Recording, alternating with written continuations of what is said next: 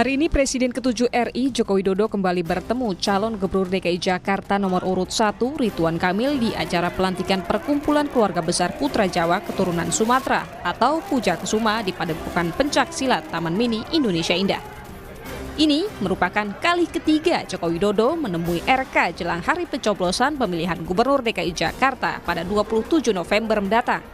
RK menyebut semua dukungan pasti berdampak, apalagi yang mendukung adalah seorang tokoh yang memiliki pengaruh serta memiliki pendukung.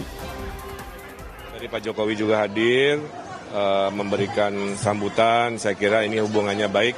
Mudah-mudahan menguatkan di sisa 7 hari ikhtiar pilkada di Jakarta ini. Ya, semua dukungan pasti berdampak, apalagi yang mendukung adalah tokoh-tokoh kan. Tokoh-tokoh ini kan punya pengikut, punya pengagum. Mudah-mudahan kalau tokohnya mendukung, pengikut pengagumnya juga mendukung. Calon Gubernur Jakarta nomor urut 3 Pramono Anung tidak mempermasalahkan dukungan Presiden ke-7 RI Joko Widodo kepada Ridwan Kamil pada Pilkada Jakarta 2024. Baginya hal itu adalah bagian dari demokrasi, sehingga setiap orang bebas untuk memilih pilihannya dalam kontestasi pemilihan kepala daerah 2024 ini. Pramono bilang dirinya hanya fokus untuk mendapat dukungan warga Jakarta. Jadi bagi saya ini pilihan demokrasi. Boleh-boleh aja. Saya tetap konsentrasi seperti sekarang ini untuk keliling belanja masalah dan juga bersilaturahmi dengan rakyat Jakarta. Bagi saya kan yang milih rakyat Jakarta. Terkait Jokowi yang turun gunung memberikan dukungan di Pilkada serentak 2024, PDIP menilai bahwa ini adalah bentuk kepanikan atas turunnya elektabilitas calon kepala daerah yang didukung Joko Widodo. Terkait dengan rencana turun gunungnya Presiden Jokowi di berbagai titik pemenangan pilkada, buat kami ini adalah satu bentuk ekspresi kepanikan.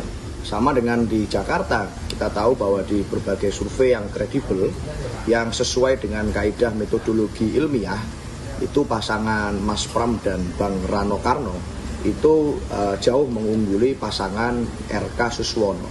Sehingga tentu saja mungkin diperlukan cara-cara atau daya ungkit lain untuk bisa menandingi survei tersebut.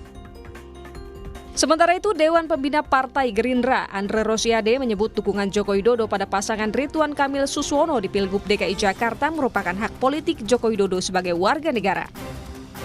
Menurut saya itu hak politiknya Pak Jokowi dan hak politik seluruh warga negara Indonesia untuk memberikan dukungan kepada calon yang didukungnya. Apalagi kita tahu Kang Emil punya rekam jejak yang luar biasa ya. Dari seluruh kandidat yang ada, Kang Emil punya pengalaman memimpin Kota Bandung, punya pengalaman jadi gubernur, dan beliau itu insinyur tata kota ya. Jelang hari pencoblosan Pilkada 2024, Presiden ke-7 Joko Widodo setidaknya telah menemui Cagup DKI Jakarta nomor urut 1 Ridwan Kamil sebanyak 3 kali. Pertemuan keduanya sempat berlangsung pada 1 November lalu di kediaman Jokowi di Solo, Jawa Tengah. Selanjutnya keduanya kembali bertemu pada 18 November 2024. Pada kesempatan ini, Jokowi menyatakan secara resmi alasannya mendukung RK Suswono pada Pilkada Jakarta. Tim Liputan, Kompas TV.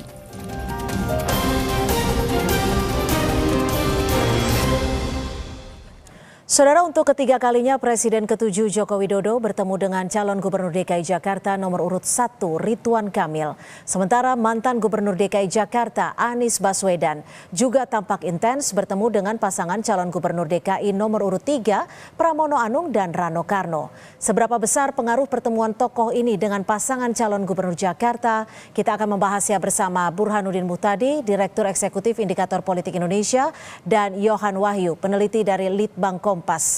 Dan selamat sore Mas Burhan, Mas Yohan, terima kasih sudah bergabung bersama kami di Kompas Petang.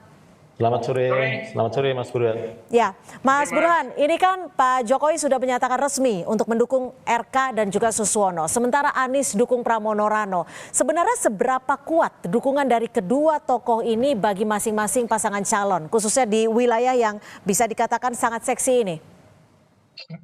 Ya, pertama memang kita melihat semacam konsolidasi dukungan terutama dari tokoh-tokoh di belakang Pak Ridwan Kamil, terutama pasca pertemuan Pramono dengan Anies Baswedan. Jadi sepertinya pertemuan dengan Anies itu memicu konsolidasi basis-basis utama pendukung Ridwan Kamil. Dan itu membuat Jokowi langsung turun gunung. Nah, pertanyaannya seberapa besar efeknya? Di Jakarta ada 60% warga yang memutuskan dukungannya itu secara otonom.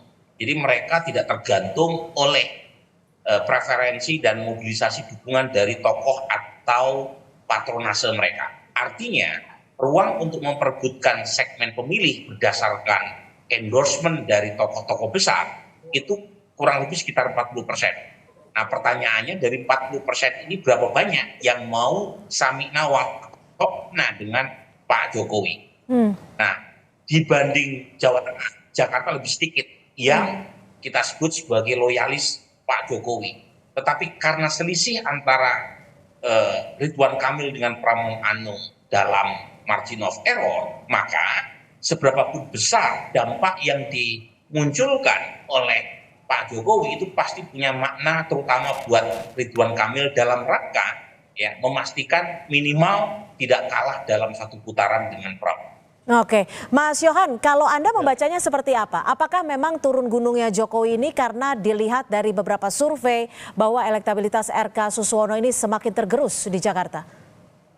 Iya, kalau kita lihat ya, ini kan semacam berbalas pantun gitu ya. Yang pertama kalau kita lihat tadi Mas Burhan bilang ketika pertemuan, awalnya kan pertemuan Pak Prabowo dengan RK itu kalau tidak salah memang sehari setelah Kompas mempublish hasil survei Pilkada Jakarta. Kemudian Pak RK bertemu dengan Pak Prabowo, besoknya kemudian Pak RK bertemu dengan Pak Jokowi. Yeah. Nah, kemudian itu kemudian direaksi, kemudian dilanjutkan dengan pertemuan Mas Pram Bang Dul dengan Anies di rumahnya pertemuan pertama kali.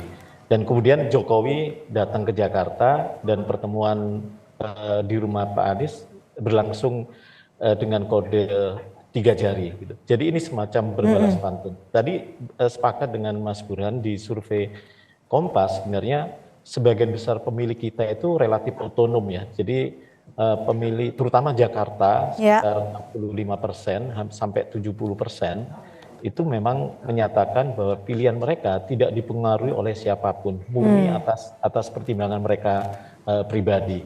Tapi memang ada ruang pemilih yang mengaku mempertimbangkan sosok-sosok tertentu ketika mereka menyatakan dukungan ke pasangan calon tertentu.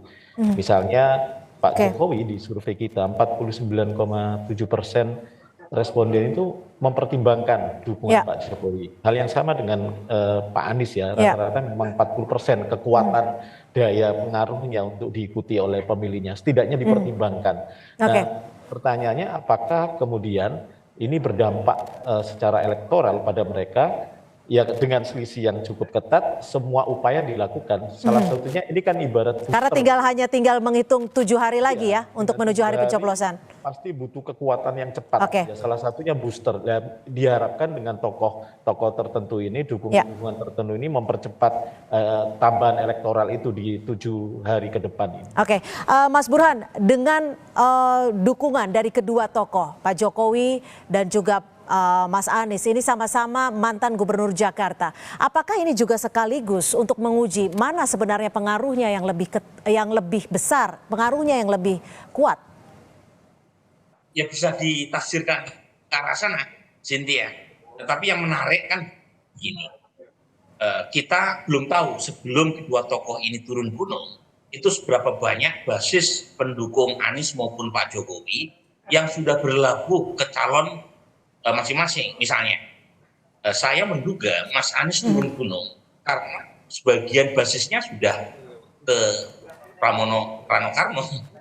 Jadi dan itu terlihat misalnya basis pendukung Mas Anies berdasarkan Pilpres 2024 itu sebagian sudah mengalir ke sana. Nah, kalau sudah mengalir ke Pramono Anung, pertanyaannya seberapa banyak efek yang dimunculkan oleh dukungan terbuka Anies kepada Pramono Anung kalau basisnya sendiri sudah ke sana. Nah ini agak berbeda dalam kasus Pak Jokowi. Dalam kasus Pak Jokowi itu saya kira banyak pendukungnya yang belum tahu ke arah mana Pak Jokowi akan berlabuh. Dan itu bisa dicek secara statistik. Pertama, dilihat dari pemilih Pak Jokowi di Pilpres 2019 di Jakarta. Nah itu kalau di cross tabulasi, kemudian dicek perbedaannya signifikan atau tidak, itu kemana di antara 3 paslon yang ada di DKI Jakarta. Yang kedua, berdasarkan tingkat kepuasan. Terakhir di Jakarta, tingkat kepuasan Pak Jokowi itu 68%. Masih tinggi, tetapi di bawah rata-rata nasional, yaitu 75%. Apalagi dibanding Jawa Tengah. Di Jawa Tengah 84% puas sama Pak Jokowi. Tetapi kalau misalnya Pak Jokowi mengatakan saya dukung Ridwan Kamil, 68% warga Jakarta yang puas sama Pak Jokowi mau ikut atau tidak. Nah ini kan lagi-lagi perlu ada studi lebih sistematik. Tapi maaf saya potong Mas Burhan. Ini artinya bukan hanya sekedar adu kuat antar tokoh, tapi di belakang itu semua ada kepentingan politik begitu dari Anies ataupun juga dari Pak Jokowi sebagai investasi bentuk politik? Ya tentu saja wajar, namanya juga pemain politik ya, pasti langkah dan manuvernya punya bobot dan political interest masing-masing. Nah Anies sendiri kan kita tahu gitu ya, punya semacam kekecewaan, dan itu wajar karena beliau gagal maju sebagai calon gubernur Jakarta karena partai-partai pendukung Pak Jokowi saat itu ya kebetulan Pak Jokowi masih menjadi presiden pada saat nominasi calon gubernur, itu mengalihkan dukungan dari Anies ke Ridwan Kamil. Kita tahu waktu itu PKB kemudian Nasdem sebagai bagian dari pemerintahan Pak Jokowi yang awalnya menyebut Anies sebagai calon gubernurnya, tiba-tiba pindah haluan ke Ridwan Kamil.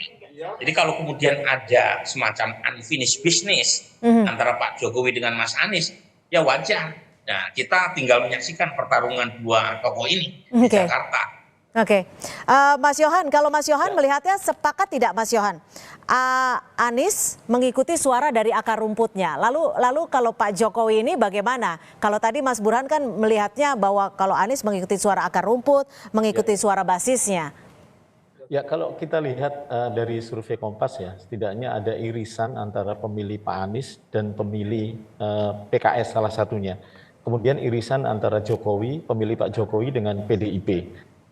Irisan antara Pak Jokowi dan PDIP, irisan antara Pak Anies dan PKS yang notabene menjadi backbone kerja-kerja elektoral di lapangan dari pasangan Ridho. Saya melihatnya ini adalah pertarungan antara keduanya itu. Pak Anies, pengaruh Pak Anies melawan pengaruh PKS, pengaruh Jokowi melawan pengaruh PDIP. Nah menariknya di survei kita, kelompok pemilih PKS itu terbelah. Ya, ini nggak biasa. Biasanya PKS itu relatif ya rata-rata di atas 65% bahkan sampai 70% itu loyalitas pemilihnya mengikuti pilihan partainya. Nah, dalam konteks Pilkada Jakarta hari ini pemilih PKS itu relatif terbelah, 40% memang ke Ridho, 35% sekian, 35% lebih itu ke pasangan Pram Dul gitu. Jadi ini fenomena yang tidak biasa karena di survei-survei kita sebelumnya di Pilpres, kemudian di Pilkada 2017, PKS itu relatif loyalitasnya lebih tinggi. Sementara PDIP, di kelompok pemilih PDIP relatif terjaga ya, di atas 65% pemilih PDIP itu memang mengarahkan dukungan ke Pramono Dul. Jadi kelihatan memang kalau kita lihat pertarungan irisan antara Anies, PKS, PDIP dan Jokowi itu setidaknya dua variabel, dua tokoh ini memang relatif cukup kuat ya untuk menjadi booster gitu ya terhadap kedua pasangan calon terutama, meskipun satu pasangan calon perseorangan selama ini tidak menjadi isu pertarungan itu. Tapi jadi maksudnya apakah figur Anies ini sebagai bentuk konsolidasi agar Kim yang disebut-sebut terbelah itu bisa dicuri suaranya? Ya tentu kan sebenarnya kontestasi itu kan merawat pemilih, ceruk pemilihnya sambil kemudian menambah atau menggerus pemilih lawan kan. Jadi pertarungannya kan pertarungan itu ya. Jadi terutama PDIP semua partai pasti akan, terutama PDIP dan PKS ya. Kalau kita lihat dari survei tadi kelihatan loyalitasnya untuk PDIP relatif terjaga, 60% lebih pemilih PDIP akan mengarahkan ke Pram Dul, sementara hanya 40% pemilih PKS itu ke Ridho. Jadi ini kelihatan memang ada tren tren yang cukup tidak terlalu ringan bagi Ridho untuk memenangkan kontestasi ini, meskipun di awal-awal sebelum pasangan Pramono Dul di launching itu pasangan Ridho relatif antusiasme tinggi ya. Ya, Mas Burhan, ini kan Pak Jokowi mantan gubernur, Pak Anies juga mantan gubernur, masing-masing memiliki legacy yang bisa dikatakan cukup menjadi hal yang luar biasa bagi warga Jakarta. Lalu nanti ini basis masanya akan bagaimana dan bagaimana tim sukses dari masing-masing paslon ini untuk membentuk ataupun memenangkan pasangan calonnya? Ya, jadi kalau kita lihat karena sebagian besar warga Jakarta lebih menentukan pilihan berdasarkan keyakinan personal, saya kok menduga bukan semata-mata faktor kedua tokoh tadi, tetapi isu juga sangat menentukan. Nah, tadi data yang disampaikan Mas Yohan menarik itu. Dari Kompas menemukan basis pemilih PKS itu split. Karena pemilih PKS ya itu sepertinya masih menyimpan kekecewaan terhadap elit politiknya yang mendukung Ridwan Kamil. Dan sebagian mereka yang sangat pro Anies tetapi pilihan partai PKS itu kemudian memilih Pramono Anung kan gitu. Nah, pertanyaannya apakah Ridwan Kamil dan PKS diam saja? Saya kira tidak. Nah, tadi disebut ya dalam survei-survei termasuk Kompas saya kira basis pemilih non muslim itu kan sebagian besar memilih Pramono Anung karena dari PD Perjuangan, dan saat yang bersamaan kita tahu Cynthia Ridwan Kamil memilih PKS sebagai cawagupnya yaitu Pak Suswon. Nah, sepertinya selain konsolidasi dukungan, Ridwan Kamil sekarang memakai narasi dengan mengangkat Ahok dan Pramono Anung dalam satu kelompok, kan gitu. Dalam debat kemarin diserang dengan mengasosiasikan Pramono dan Dul yang kita tahu dua-duanya dari PD Perjuangan dengan Ahok. Jadi sepertinya Ridwan Kamil sudah sulit untuk bisa menarik pemilih non-muslim, dan karenanya pengen memastikan basis pemilih muslim yang anti Ahok yang memilih PKS untuk kembali ke kandang. Termasuk isu dengan mengatakan, kemarin muncul dalam debat Ridwan Kamil mengatakan Anies yang pengen menjual saham perusahaan bir punya Pemprov itu diganjal oleh Ketua DPRD PDI Perjuangan. Jadi isu semacam ini sepertinya akan menguat ke depan dalam rangka mendisasosiasi antara basis Anies yang berasal dari kalangan muslim religius supaya tidak memilih Pramono Anung. Jadi saya kira bukan sekedar Anies atau Jokowinya, tapi juga pertarungan isu yang lagi-lagi memperlihatkan makin ketatnya ya pertarungan jelang tanggal 27. Oke. Kalau Mas Yohan melihatnya bagaimana figur dari para tokoh ini di mata basis ataupun di mata para pemilih? Ya, saya pikir tentu semua punya masa pendukung pengikut ya, loyal gitu ya, Anies, Jokowi dalam konteks Pilkada Jakarta. Tapi Mas Burhan tadi menyinggung misalnya Jakarta memang Jokowi tidak begitu sekuat Jateng memang. Di data kita memang menyebutkan approval rating memang di bawah rata-rata nasional. Kemudian dari sisi pemilih yang mempertimbangkan pilihan Pak Jokowi di Pilkada Jakarta juga di bawah 50%. Hampir sama dengan Pak Anies gitu ya. Jadi kalau kita lihat apalagi Pilpres 2024 kemarin Pak Anies relatif unggul ya. Kalau kemudian kita mengeluarkan pemilih luar negeri, itu Pak Anies relatif masih unggul di Pilpres 2024 di Jakarta. Artinya pengaruh dua tokoh ini memang sama-sama memiliki daya pengaruh yang tinggi mempengaruhi pemilih. Tapi saya sepakat memang tidak semata-mata peran dua orang ini mempengaruhi pilihan seseorang. Misalnya kalau kita belajar pengalaman 2017, isu program itu kan juga bermain ya, meskipun warna politik identitas itu cukup menjadi warna, tapi isu program kan jadi diskursus ya. DP 0%, kemudian OKOC, hal yang sama sebenarnya mulai dilakukan di dalam konteks diskursus hari ini ketika awal-awal RK menyebut tempat rumah itu tempat tinggal harus dekat dengan tempat kerja, tapi meskipun kemudian itu tidak tenggelam dengan isu-isu yang pertarungan antara Jokowi dan Anies gitu ya. Baik, terima kasih Mas Yohan Wahyu, peneliti dari Litbang Kompas, dan juga Mas Burhanuddin Muhtadi, Direktur Eksekutif Indikator Politik Indonesia, sudah berbagi perspektif di Kompas Petang. Selamat sore.